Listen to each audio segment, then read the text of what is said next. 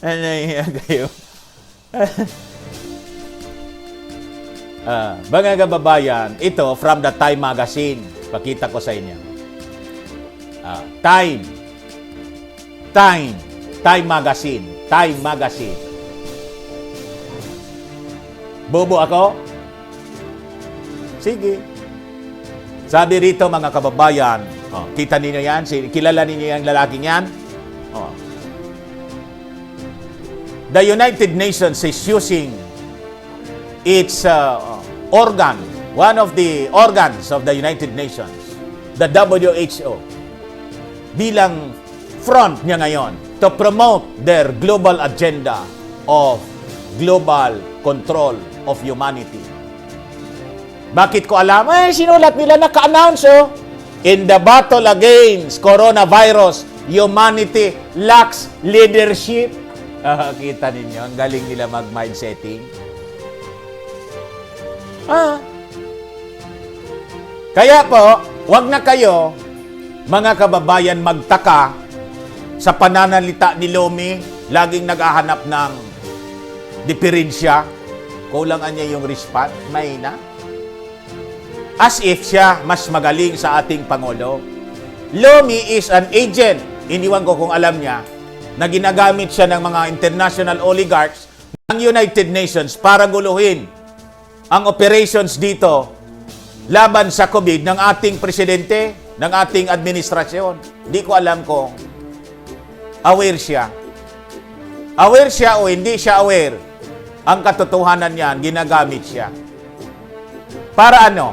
To push further the agenda of a world government. Kasi nga, sasabihin nila sa buong mundo, announce nila yan. Sasabihin nila, sa China, mahinaan niya. Kaya po, yung recovery ng China, hindi nire-report ng international media, hindi yun binibigyan ng weight. Na despite ng deaths, fatalities, na umabot ng more than 5,000, ang recoveries naman nila umabot ng 56,000. Umabot ng 70,000 kasi yung infected nila more than 100,000. Hindi yon binibigyan ng weight sa reporting. Kasi nga po, ang purpose nila, kailangan ang perception ng tao sa buong mundo o leaders of the world had failed. Dapat failure lahat. Kaya ang reporting ng mainstream, failure lagi, failure. Wala niya hindi man niya na lockdown, daming reklamo. Tingnan mo niya, positive na, pati si Zubiri. As if, si Zubiri lang, mga kababayan, yung nang positive sa mga opisyal sa mundo. Vice President ng Iran, positive. Yung asawa ni, sino yon? Yung Canada? Ni Trudeau. Asawa ba yun? Research mo nga para tama tayo. Nadaanan ko rito. Positive yun. I-check ko muna po. Para hindi tayo ma-fake news. Positive yung asawa ni Trudeau. Yung mga Hollywood actors, positive. Anong pagkakaiba ni sininsationalize lang ninyo? Siyempre, pag na-expose ka dyan, di, okay. CNN report, positive sa COVID. Ano nang pagkakaiba nun yan? Immortal ba siya, no? Pinalaki ninyo. Superman ba si Zubiri? Tama yung action ni Zubiri, admission agad, then announce niya, I have to quarantine myself.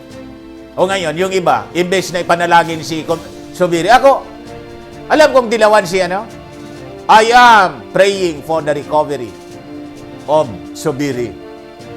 Pero yung iba, nag-react, buti nga niya na karma. You wish ill. Huwag naman po ganon. Nagkasakit na nga na infect na nga yung tao. Kahit dilawan, be a practicing Christian. Tama ba? Gusto nating tawaging Kristiyano, mga DDS. Huwag tayong tutulad dito sa mga dilawan. Fake Christian.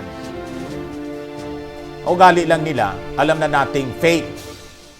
Yung si Damaso fake eh. All the fakeries, alam ni Damaso. So, mga kababayan, ito po ang sabi dito sa Time Magazine. For you to understand, we're heading towards a new world order. And a leader will appear all throughout the world. One electrifying leader. Sabi ko sa inyo, will emerge. He will appear in the world stage and will tell us, I have the solution. Hindi lang sa COVID ang solusyon niya. Lahat ng problema sa mundo. Now that this world has collapsed because of the COVID, comes now the collapse of the economy and conflicts all throughout. I am giving you the solution. Galing! Sabi ko sa inyo. Ito po. Nire-ready na po tayo. And this article ay isang patotoo. Basahin ko po sa inyo. Written by Yuval Noah Harari. March 15. Anong yun? 17? March 15. Noah Harari is a historian, philosopher, and the best-selling author of Sapiens. Homo Deus. Kita ninyo yan. Kakaiba yung niya, credentials niya, mga kababayan. Kakaiba. Author of Sapiens, Homo Deus, and 21st Lessons for the 21st Century. Sinong hindi maniniwala dito? Magaling na writer. Matindi. Heavyweight. Matindi ang kanyang credentials. Philosopher, historian. Sino sa inyo ang philosopher? Ako, pilosopo lang ako eh. Pilosopo Tasio. Many people blame the coronavirus epidemic on globalization and say that the only way to prevent more such outbreaks is to deglobalize the world, build walls, restrict travel, reduce trade. Ito yung ginagawa natin ngayon, di ba? However, sabi niya, while short-term quarantine is essential to stop epidemics, long-term isolationism will lead to economic collapse without offering any real protection against infectious diseases. Just the opposite, the real antidote to epidemic is not segregation, but rather cooperation. Galing nila mag-manipulate ng tao. Galing nila gumawa ng plano. Tamaan niya, ano? Kaya po nga, ang pinopost ngayon, mga kababayan, now you understand. Ang pinopost ngayon, ini-implement, is the opposite ng objective para hindi tayo makahalata. Segregation muna, isolate, lockdown, i-lockdown lahat, lockdown. Kaya galit sila sa ating Pangulo. Ayaw mag-lockdown sinisisi, yung China niya, tingnan ninyo. Hindi na nila sinasabi na ang China po is recovering, hindi. Iniulit-ulit sa isipan natin na yung China yung cause ng virus. Kailangang isumpa natin, we curse China. The Chinese people, the xenophobia, this time is increasing all throughout the world. Pag nakakita ng Chinese, binubugbog. Ikawan niya yung dahilan ng pandemic eh. Ganon, tayo pinaglalaroan nila. At gatong ng gatong. Yung mga nagpo-post dito, hindi ko sinasabing alam nila. They are just carried by the waves. Nakisakay lang. Hindi man naintindihan nila kung bakit ganon. Basta't anya galit tayo sa ating Pangulo. Kasi maka-Chinese.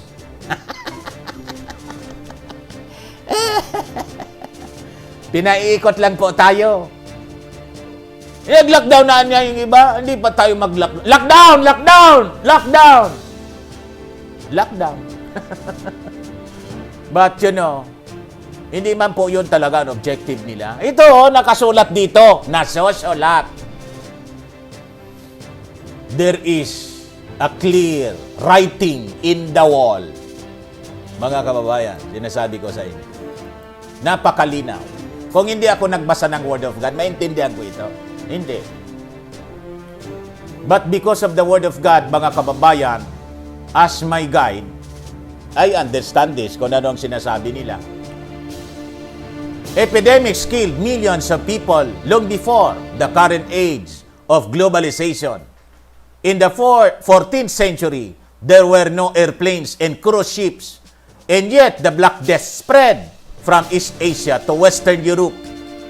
In little more than a decade, it killed between 75 million and 200 million people, more than a quarter of the population of Eurasia. In England, 4 out of 10 people died. The city of Florence lost 50,000, lalong tinakot nila, no? Of its 100,000 inhabitants. In March 1520, a single smallpox carrier, Francisco de Eguía, landed in Mexico. At the time, Central America had no trains, buses, or even donkeys. Yet, by December, a smallpox epidemic devastated the whole of Central America, killing, according to some estimates, up to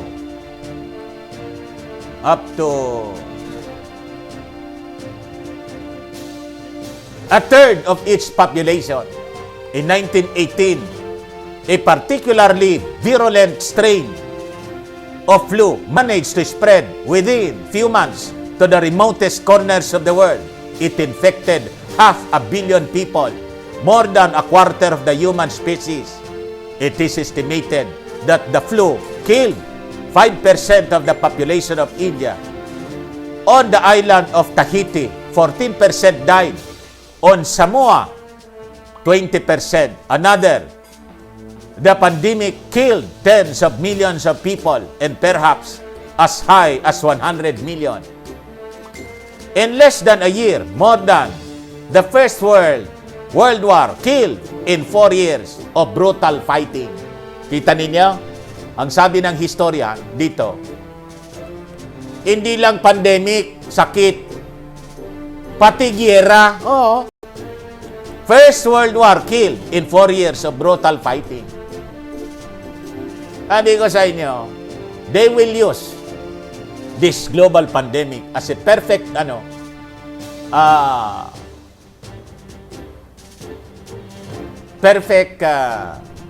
storm para ipos nila yung kanilang gustong mangyari. Plus, yung kaguluhan, yung away, yung giyera. In the century that passed since 1918, humankind became even more vulnerable to epidemics due to a combination of growing population and better transport. A modern metropolis such as Tokyo or Mexico offers the pathogens far richer hunting grounds than medieval Florence, and the global transport network is today far faster than 1918. A virus can make its way from Paris to Tokyo and Mexico City in less than 24 hours. We should therefore have expected to live in an infectious hell with one deadly plague after another. Warning yan niya, mga kababayan. Alam na. Propeta ba ang author para sabihin niya yon? Remember, mga kababayan, before this pandemic, first, we see movies, we watch movies, outbreak. And we have that viral book in the social media na yung situation ngayon is the plot, mga kababayan, sa sinulat na book ni Kuntz. Kailan yon? 1985.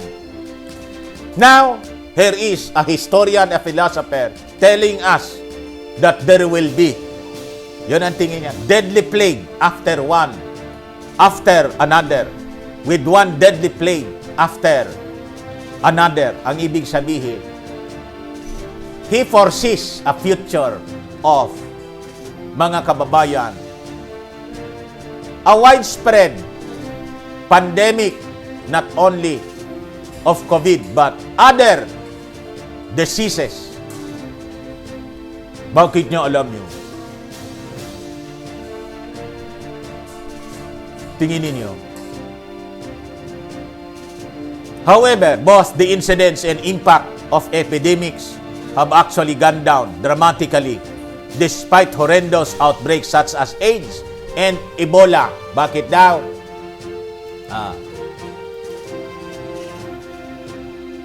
In the 21st century, epidemics kill a far smaller proportion of humans than in any previous time since the Stone Age.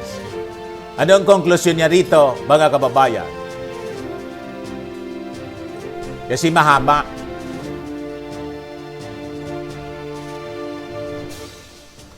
What does this history teach us? Ito na yung konklusyon niya. Galing niya. Cite mo na yung mga facts, etc. para makumbinsi yung mga tao. Totoo nga. Ano yung mga pwede nating gawin? O ito na. Ano niya yung itinuturo kasi na nito sa atin? O ito po.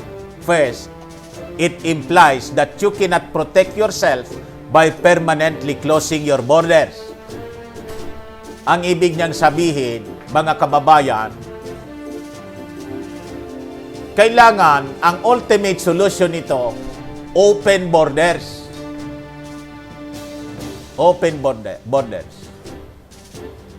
Hindi yung isara, kundi i-open. We unite borderless society, sa madaling sabi. Ngayon, mga kababayan, in the year 2000, may narinig na po kayong kanta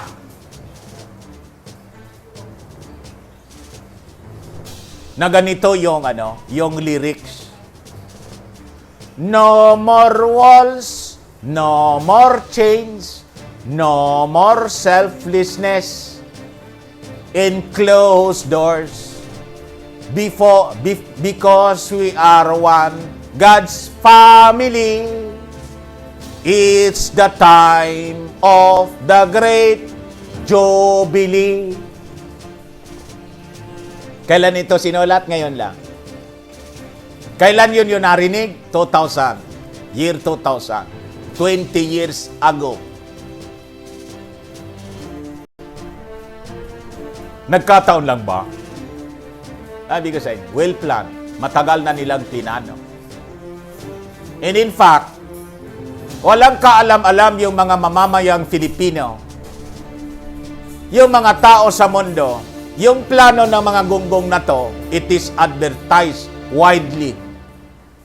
Through music, through arts, through movies, through plays, through religion, through politics, through economy, it is advertised. Nang pumunta yung Pope ditong nagmumura kasi hindi makaihi si Mayor Digong. Di man lang napansin ng mga tao. I-search ninyo. Di man lang napansin ng mga tao ang sinakyan ng ating Pope, si Pope Francis mismo. May nakalagay sa eroplano, nakamarka, One World. Tingnan ninyo. I-search ninyo yung eroplanong sinakyan. Kung totoo itong sinasabi ko. One World. May nag-isip man lang, mga kababayan, kung anong ibig sabihin ng Pope? Bakit hindi Vatican? Vatican Airline or Italian Airline or American Airline or Philippine Airline or Cebu Pacific or AirAsia? Bakit yung sinakyan ng ating Pope, ang pangalan nakamarka sa eroplano ng pababa siya, One World? No more walls, no more chains, no more selflessness in closed doors. For we are one and belong to God's family. It's the time of the great Jubilee. Di ba? May parinig po ako sa inyo.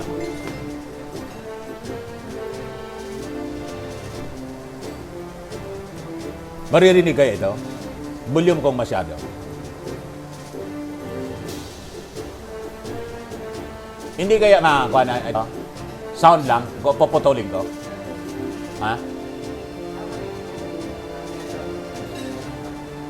Hindi. Ito, iba naman to. Music. Huwag ko i-play. Huwag daw i-play, sabi ka. Kasi ma-violate ako ng kantahin ko na lang. Nagbabiolate po ako ng ano yon? Copyright. Kantahin ko na lang po kasi sayang ng broadcast ko kung take down nila. May reason sila to take down my broadcast. Kantahin ko na lang po. There comes a time when we hear a certain call, and the world must come together as one. There are people dying. Ayun! USA for Africa. Alam ba ninyo kung sino yung Kung sino yung nagsulat niyan?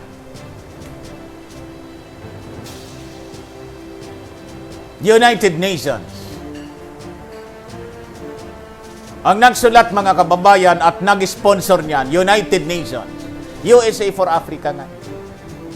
So they are for unification. Bakit naputol tayo? They are for the unification of the world.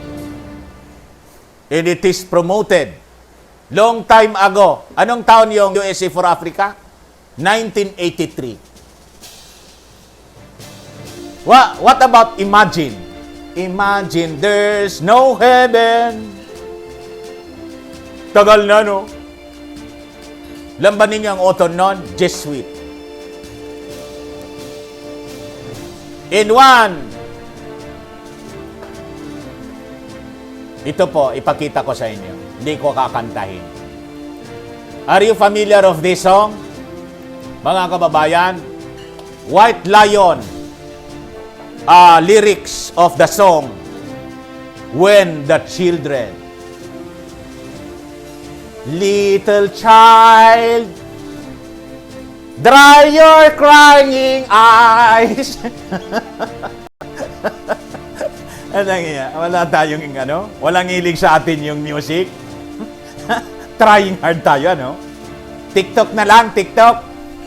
Kantahin ko para yung lyrics, mga kababayan, yung tune, at least familiar sa inyo.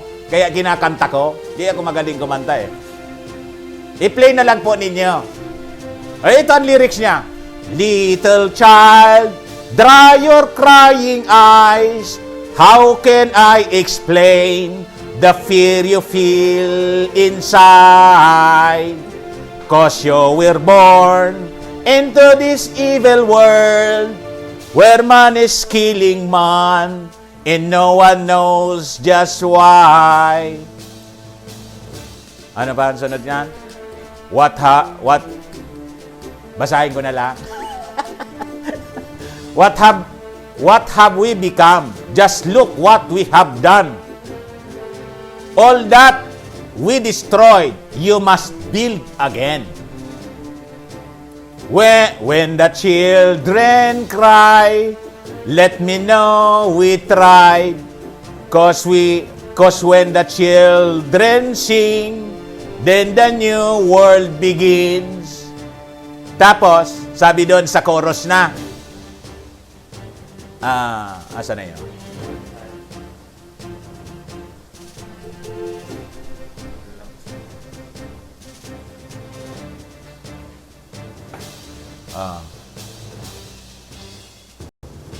Ito. Little child, you must show the way to a better day for all the young. 'Cause you were born for the world to see that we all can live with love and peace. Ang ganda ng lyrics niyan. Dito na po tayo sa susunod na i-advance ko siya. Basahin ko muna to. What we have, we become. What have we become? Just look what we have done. All that we destroyed, you must build again. Ang susunod niyang stanza ganito. No more presidents, and all the wars will end. One united world under God. Ang ganda. When the children cry, let them know we try. 'Cause when the children sing, the new world begins. Ito po ang gusto nilang simulan. After all this chaos, mga kababayan, they will establish a new age, a new government, and it is a united government under one leader. That is why yung title po ng binabasa kong article na sinulat ng Time Magazine na agent po nila. Ano ang title po? Ito. Ulitin ko sa inyo. I am just, mga kababayan, connecting the dots. Ganito ang sinasabi nila in the midst of this pandemic global crisis. Ito yung sabi nila. In the battle against coronavirus, humanity lacks leadership. Bakit lack leadership ang sinasabi nila? Gustong palabasin nila, walang magandaan niyang response yung mga presidente sa buong mundo. Kailangan natin ng magaling na leader. Una, we have to unify. Nakita ninyo? We close borders. Hindi dapat ganon. Ang totoo niyan, sila yung sila yung nag-post ng agenda to close borders. Ang ating Pangulo ayaw Napilitan na lang.